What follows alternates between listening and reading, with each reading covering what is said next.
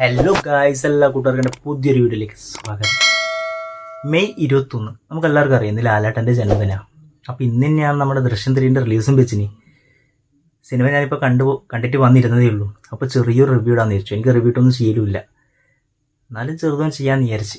So Drishyam direct ചെയ്തിരിക്കുന്നത് ജിത്തു ജോസഫ് സാറാണ്, and written ചെയ്തതും ജിത്തു ജോസഫ് സാറാണ്.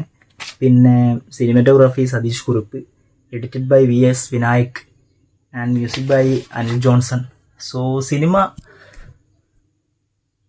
അടിപൊളിയാണ്, എനിക്കിഷ്ടപ്പെട്ടു. ക്ലൈമാക്സ് ഒക്കെ അത് ഗംഭീരമാണ്. ബട്ട് നിങ്ങൾ ദൃശ്യം 1ഉം 2 എക്സ്പെക്റ്റ് ചെയ്തിട്ട് പോയി കാണാതിരിക്കാൻ ശ്രമിക്കുക. ദൃശ്യം 3 തിയേറ്ററിൽ തന്നെ പോയിട്ട് മസ്റ്റ് വാച്ച് ചെയ്യുക സിനിമ. സോ എനിക്ക് കൂടുതൽ റിവ്യൂ പറയാൻ അറിയത്തില്ല, നിങ്ങൾ പോയിട്ട് കണ്ടിട്ട് കമൻറ്റിൽ പറയട്ടാ. പിന്നെ 4 ഉണ്ടാവുമെന്ന് ചോദിച്ചാൽ മേ ബി ചെറിയൊരു ലോക്ക് ഇട്ടിട്ടാണ് സിനിമ എൻഡായത്. സോ കൂടുതൽ റിവ്യൂ പറഞ്ഞാൽ ചിലപ്പോൾ സ്പോയിലായി പോകും. So by.